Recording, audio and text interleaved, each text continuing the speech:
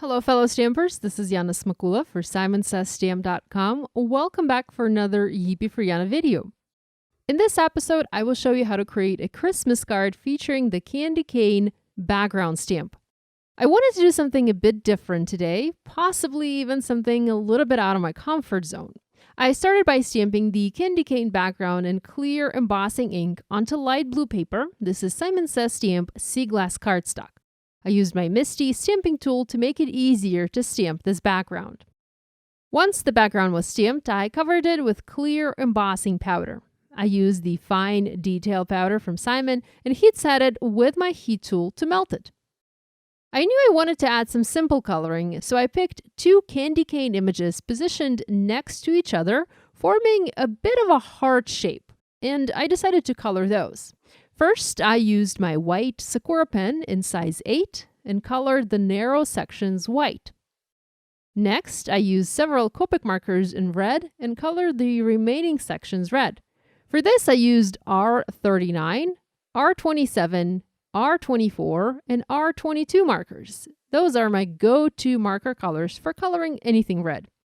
Here's a look at the two candy canes once they were colored. I think they looked simply amazing. Next, I coated both of the images with a generous amount of lacquer using my Hero Arts lacquer pen. You can use other similar products, perhaps glossy accents or other products like this. Having coated the candy canes, I set this background aside and let it dry for several hours. My idea was to ink blend the background using dark blue ink.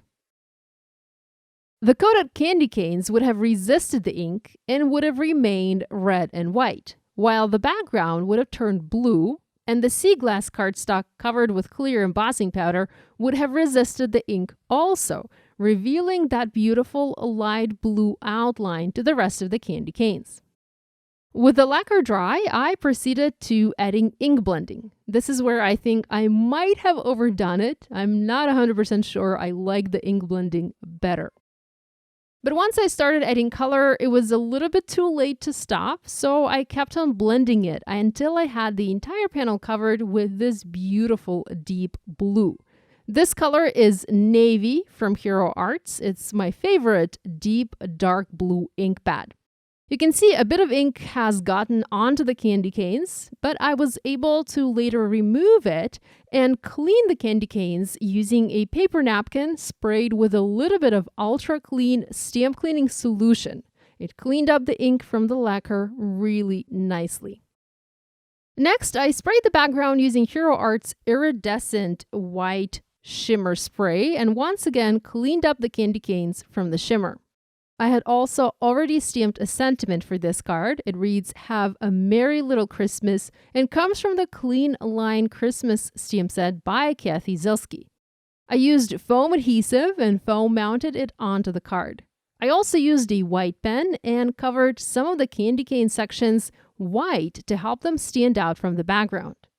Lastly, I embellished the card using Simon's sequins in Blue Moon, and that finished this card. Let me know in the comments below if you like this card and if you like the techniques shared in this video. I hope you'll give this idea a try using these or other stamps from your stash. If you do, remember to share online and tag us on social media.